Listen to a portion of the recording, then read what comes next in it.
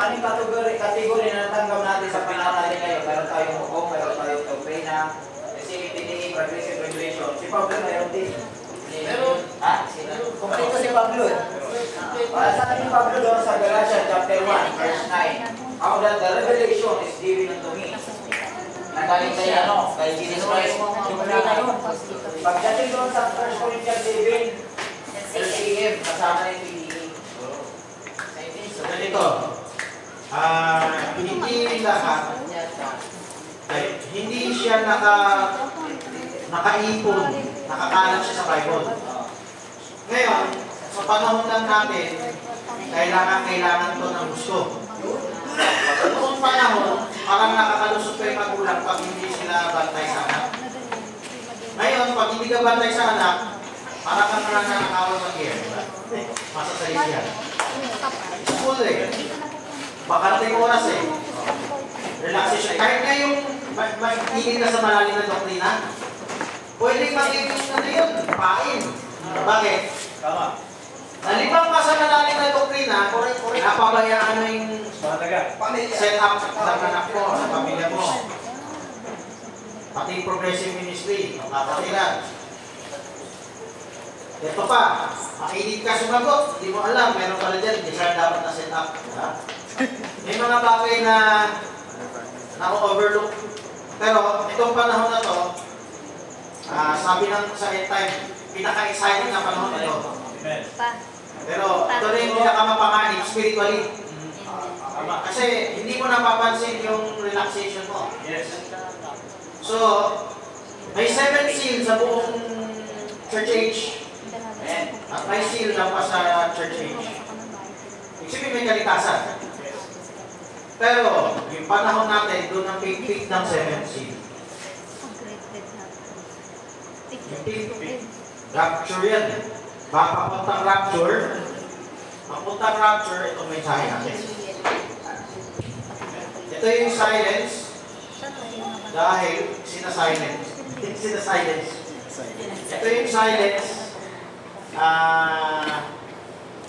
Ng isang maliit panahon. Maraming application yung after silence. Pero, isang application, from this message, hindi na to makakarating sa marami dahil censored to eh. Censored? O, hindi pinapansin. Wala naman yung ituto dyan pero hindi importante yan. Diba? Of course, siguro spirito nagsabi, ay, mali yan lahat. So, ang tanong mo, Brother Magellan, ulit yung tanong mo.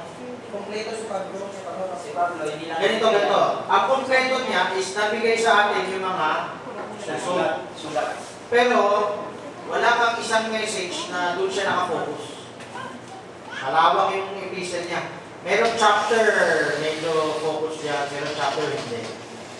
Iba-iba ang focus niya. Kalaman niya, mga Nicolaitan. Kaberian yung mensahe niya. Tapos may PDA siya. Meron pa siyang tungkol sa church. Progressive ministry. LCM siya. Sabi mo, Brad, pa doon, pag tama ang LCM, then tama ang PDA, makakatulong sa progressive ministry. Hindi naman tumali. Gusto ko lang idagdag yung pinaka-master key. Para tumama ang LCM, kailangan both Berean. Both. Huwag kayong maghanap ng Berean. Magkagarap ka ng Nicolaitan, patay. Both Berean. Kasi open-minded yan. Hindi yan yung emotional, away, atol, moody. Nakakita na ng believer, pababay, hindi nag-aaway. Pero kailangan better after siya sa Word of God, after siya sa truth. Sino nagtaas ng kamay? Kaya po una. Taas ang Brother Mio. Una siya magtaas. Brother Mio. Ay, may represent sana ako. Pero, okay lang. Okay na, marami siya. Pero iba naman, Presley ministry yun ni Jesus Christ. Kasi ang pagiging Presley niya, pinapanalangin yung pinapakialaman sa music. So, yun lang. So, wag ko na, iba na. Ano yung tanong? Ang tanong ko ganito, ay gusto kong magkwento ng konti sa kayabangan ko. Gusto kong magkwento ng konti sa kayabangan ko. So ako dati, nung Trinity ako, ang yabang ko umarap sa mga iglesia ni Cristo. Dahil may alam ako, pag-iwanis, si Cristo ang Diyos, yung mga pangyarihan sa lahat. Eh, gusto ko magipagdibati sa iglesia, doon sa ano, ito kay Francis, tanong. Dati, saan ka na itanong? Nagyayabang muna ako dahil... Oneness ka? Oo, dati ako Trinity, pero nagwawanis ako. Oneness. Matibay na si Cristo ang Diyos. So, hindi mo pa alam oneness ka na oneness ka. Pero nung dumating ang message mo, nung naintindihan ko, message na dala, kasi na ang kayabangan, kasi mali pala ang doktrina ko eh. Mali pala ang doktrina ko eh. Tama pa ang iglesia tuloy sa Tama pa ang iglesia. Napahiya tuloy ako sa kayabangan. So, pwede ba, Padre Francis? Ganito, alin ba mahalaga? Yung doktrina o mag-set ka? May doktrina ka na o walang doktrina na isinisit ka pa na? Magandang tanong yan. Yan ang tanong ko. Hukom na tanong. Ano ka ba? Perian o PDA? Ano ka? Ang tanong ko kasi sa akin dito, yung doktrina hindi pinaka-importante. Ano? Ano yung dalawa? Isa set up yung isa. Asawa. Halimbawa, ito ba naman sa tanong ko, pwede ba i-set up ko na walang pang-doktrina ng isang tao? Hermio, sagutin ko ng mga shortcut ha. Pag maayos natin ba ma-implement ang hukom dito, maraming kapatiran tapos sa doktrina. Amen? Amen. Pero dahil training yan ang hukom yung setup na yan, eventually maintindihan niya yung doktrina natin. Yung mga young people, ipa-share nyo ng basic doctrine. Utusan nyo. Amen. Share mo siya ng baptism in Jesus' name. Share mo siya ng gabi. So, yung basic na sasagasaan, yung setup ko lang, na-set up din sila, na-set up din yung mga kapatiran. Eventually, nag-interview, nag-share, nag-scribe, nag-set up. Eventually, yung mga hindi alam na doktrina malalaman, balik tayo naman natin. Walang set up. Siguro tinutukoy mong doktrina, makinig lang. Tama. Pag sa'yo mong doktrina, makinig lang. Hindi lahat ay magkakaroon ng hunger. Kahit may nagkaroon ng hunger, ipacho yun. Pacho. Bakit ipacho? Yung luma natin ministry, yung luma natin kinagisnan, ipacho yung tao doon. Kahit maglalim-lalim ka, naglalim-lalim, dami ko natutunan. Ikaw sila makinig sa iba. Yabang yung tao. Kung kampi siya sa mahal. Magiging lukewarm, magiging tikulay na. So okay naman yung sagot ko kasi training yan eh. At least wala pang mga pundasyon ng doktrina nila, pero nag-training na sila. Kaya lang, nasa atin talaga ang kapay yung pag-iingat sa kanila. Kasi Yung pundasyon, kailangan ma-set up yun para lumago. Pag walang siya kayo, kahit pag-ipunta na marami, parang nakatalimig lang. pero ganito ba ang tanong ko ulit, sa atin pagtuturo, siyempre pag naturuan natin, pinunawaan nila, sa tinuturo natin, siyempre yung nagiging basihan nila. Magtuturo nga tayo eh. Pero, sabihin ko sa inyo, pag wala silang set up, yung tinuturo ko, malilimutan nila. Subukan niyo mag-isa. Yun ang kulang, yun ang kulang. Kaya nga eh, walang say-say na tutunan nila kasi head knowledge lang yun. Pero kung sila ay may set up, buhay na buhay yung tinuturo mo. Akamunin pa nila, naibig sila, ano yung susukay ito? Brother George. Di ba rin doon sa nangulo? Tanong. Wala lang kita na, mag-share na lang. Wala na oras mag-share, tanong na lang. Ang tanong ko, okay, tanong. Para mapahinga. Kay Pablo lang ba? Gamit lang tayo. Hindi pa malala ang isip. Sa panahon niya ng Pablo. Meron LCM sa tanong ni Pablo? Si Adan ba? Si Iba, hindi lalaki si Meron din. Sa mga Kaya hindi lang kay Pablo, may matino. Uy. Inaadan at iba pa, wala nang matino. Lahat ng tao na hulog, di ba? Kaya pati LCM hulog eh. Kaya mahalaga itong training, itong discipleship to eh. Paano maayos yung mag-asawa? Tingnan niyo sabi ni Kristo, tawagin ko ng asawa. Gusto niya silang mag-asawa ang ma-train sabay, ma-disciple sabay. Hindi yung babae lang, hindi yung lalaki lang. Ay, isa pa ako tanong, Brother Mel, dalawang minuto pa eh. Saglit lang sa akin. sige na. So, narinig ko kasi kanina, yung tanong ko, yung sinero mo na yung sa denomination ay outdwelling lang, walang indwelling. Tama. By the way, Langis lang ang tulungan. sige, tuloy. So, ang tanong ko dyan, yung kanilang isinishare ba, hindi ba nandun sa loob nila? Nasa mind nila? Charger pa. Si Brother Mio, ang batayan ko ng permanent indwelling at temporary indwelling o outdwelling ay very about yung lifetime. For the rest of their life. Kung sila ay very for the rest of their life, yung sinishare nila, Akin na yung bag ko. yung lahat naman galing sa kaibuturan, ang issue dito din eh, dikit ba yung selyado ba sila o hindi?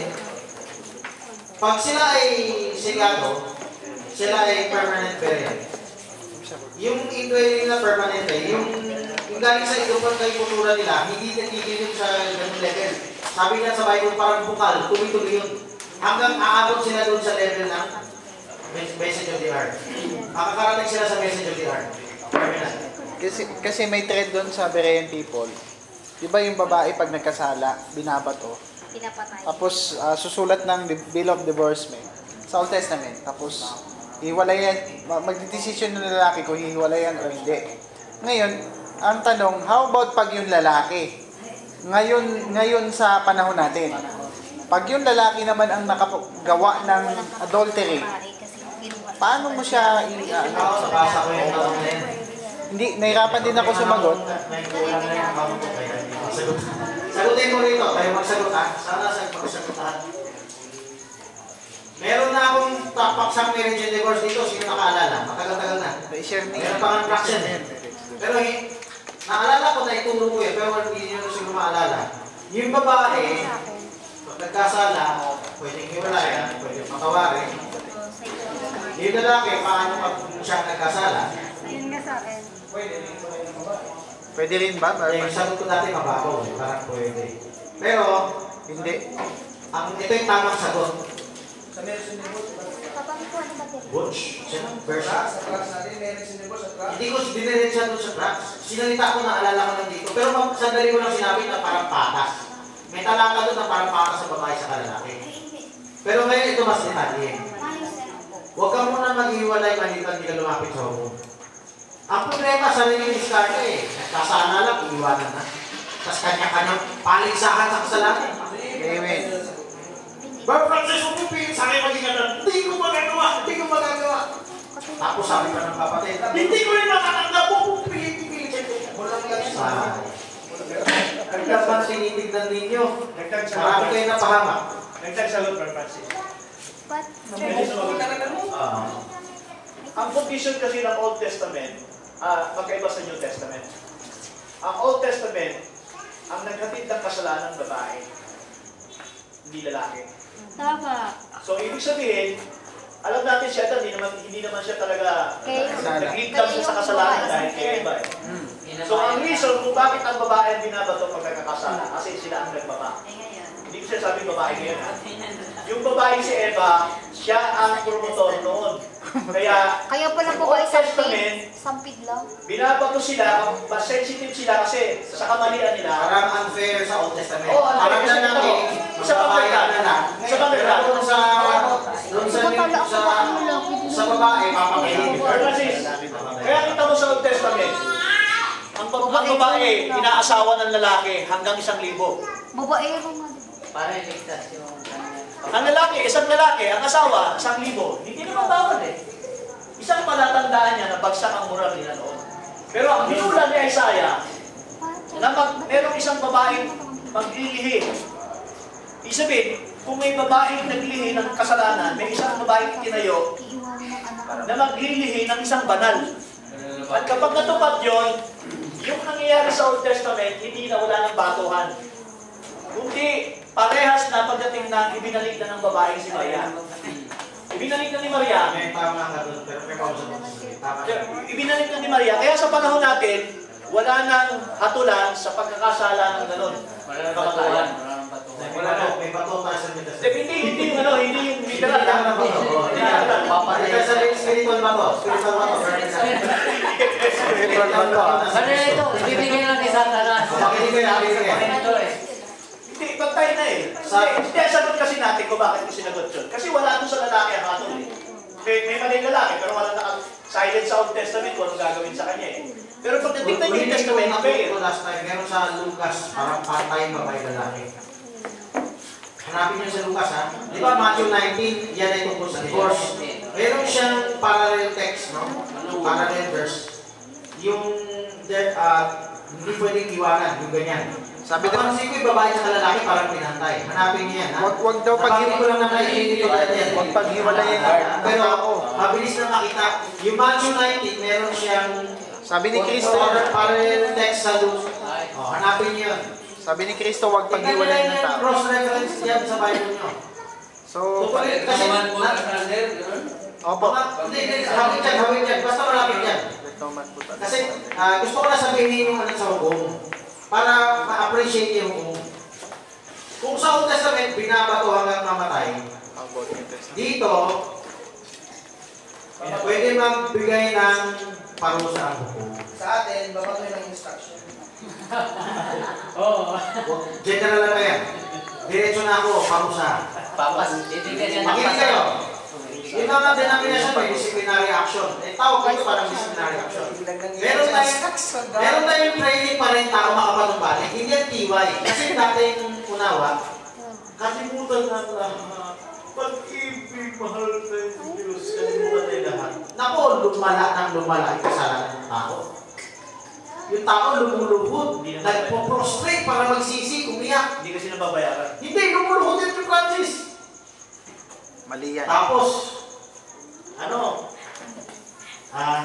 malinis ka na kasalanan, hindi na kailangan ng hukom. Ay, lumala. Lumala, hindi na niya makontrol. Yung pumasok na Dapat kaminin nila yung casualty, ginawa nila. Ngayon, ganito. Balik tayo nito. Yung, kung mahigit, dito ba si Barber na? Kailangan mahigit yung training.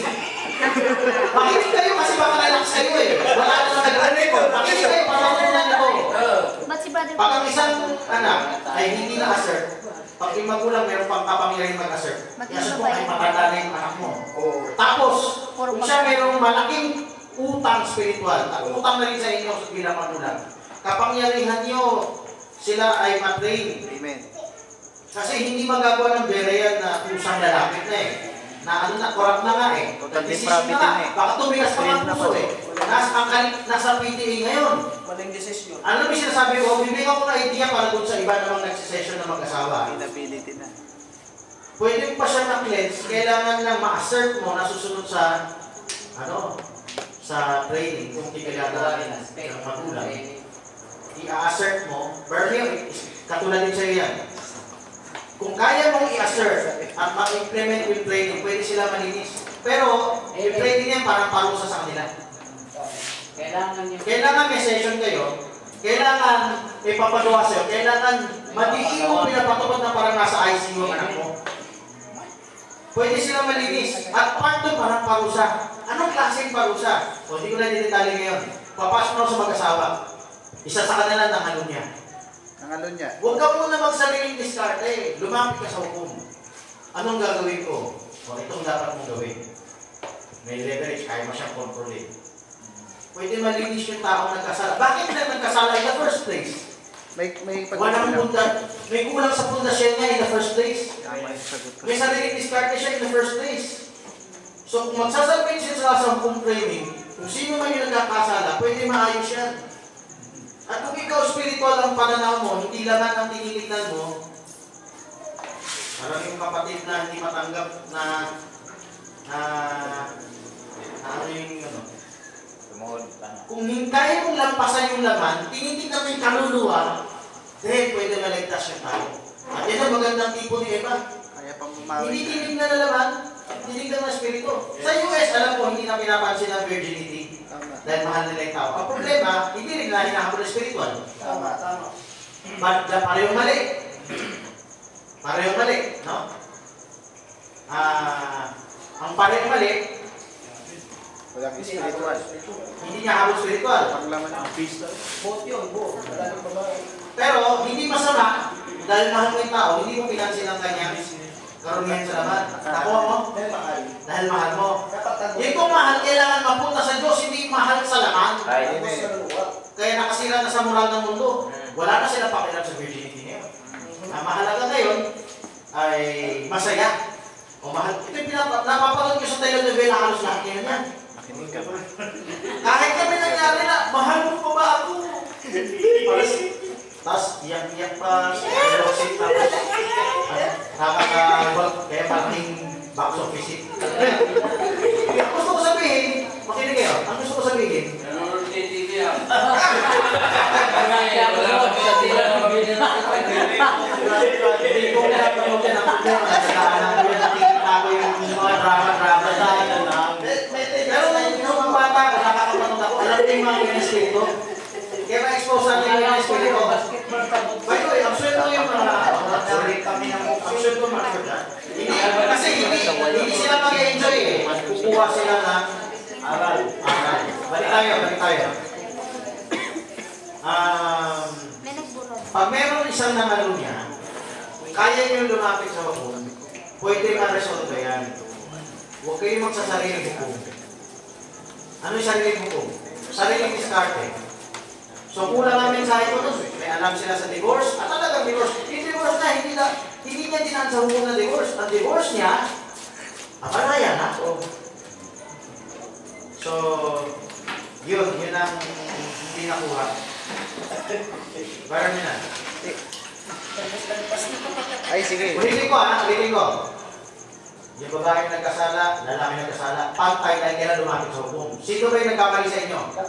Kunwari, may umaabuso dyan, na yung nakasulat sa Corinto 7, pwede mo hiwalayan pansamantala. Ibig sabihin, babalikan mo. May hiwalay. Nakita mo yung spirito niya? Nakakaang liwanag dyan, ang hapon mo, mabuo, hindi mahiwalay. Kayo ba ay Papalit ka ng huwag Diyos. mo hanapin na hiwalay? Kayo ba hiwalay? Huwag mo ang maghanap ng bagong asawa. Pero sa atin, may wala yung pagsimutala. Yun nga, kung maunawaan nyo, meron hukom dyan. Bakit niya nahiwalay pansamantala? Pinahintulutan ang hukom. Yan, naka-break muna tayo. May namagitan, Divorce. word may na-break mo na. Eh, sabi ni Pablo, may Break lang sa lahat. Could break muna. Could off muna. Makinig kayo. Yung hukom, divorce. hindi kayo pahintulutan ng divorce. Maliban, yung isa doon, ang tigas na ulo, hindi sumusunod sa hukom at nag-settle down. Ibig sabihin may observation to. Pag nag-observe siya, hindi siya agad-agad nagmalaya. Hindi ganoon. Hindi mo pwede biruin. Alam mo yung panahon ni Pastor Rodan? Yung bintang niya dito sa... turo rin ni Pastor Rodan eh. Kaso kulang sa paliwanag. Nagsusukla si Pastor Rodan dito sa bahay ng Robert. Ano? Ay di yata si Pastor Rodan, sabi. Eh di, pwede na lang, para tayo makapalit-palit, sadyain natin ang kasala. Diba? So, of course, hindi na ako binigyan ng chance eh. Basta nag-isod-isuran na sila sa pag-ray. Ang mas mo sabihin, hindi kanya nahukom na, ay, nagkasala ka ba? O sige, manaya na. Hindi ko, sariling discard yun. Lumapit kayo at hindi kayo bibigyan ng madaling araw na, madaling ano ng hukom, parang eskapo, parang magkulang na maluwag. Para sa kalinisan ninyo, meron kayong pagdadaanan. Kunwari, ikaw yung nagraryado, hindi ka pwede basta-basta maghanap, di ba? Hindi ka pahintulad ng agad-agad. Yan ang difference. Yan siguro hindi pa ako sa ibang hukum. May hukum din sa ibang church. Kahit hindi siya nagkasala. Let's say hindi siya nagkasala. Kung ikaw yung nagpapasakot sa hukum, hindi ka pwede basta-basta maghanap ng asawa. Yung nagkasala. Hindi nagkakaroon, hindi na nga sumunod eh. So, paano kung hindi siya Kung sumunod? ito napapasa ako sa huwag ka muna basta-basta hanap ng partner. Kung hindi nagpasako, Meron sa akin, bigla na nakahanap ng partner, no? Dahil nagkasala ng asawa. kung hindi siya nagpasako, Nagkasala niya sa dahil wala rin training sa hukom. Gusto na pag-trainan. Sir Francis, kung yung nagkasala, hindi ayaw niyang pasakot sa upo, yung partner niya, anong Yung walang kasalanan, kung magpapasa ako, hindi malaya. hindi agad-agad. Yan ang gusto ko sabihin. Kasi sa Bible, kung papasahin niyo sa Old Testament, agad. Agad. So kulang ang revelation. Ano ba yung role ng hukom? Hanggang kaya, Hindi magiging laruan yung Mag-aasawa. hanggang sa kanya, hanggang sa pag-taste niya doon. Bigyan ko kayo ng ideya. Iba-ibang kaso to eh. Case to case to eh. Merong tinignan ko na settle down, kung na-settle down, kung tatagal. Okay? Meron kasi batas yung tinatawag na yung nawawa masi-dissolve siya ng isa kung 7 years mo lang.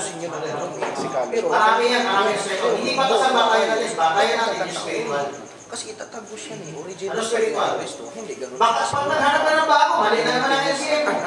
Huwag pag-iwalay. Kaya na ako lang the first place, mali ang Ulit, hindi ganun sa pasimula. Maulit ka. Ganun usapan.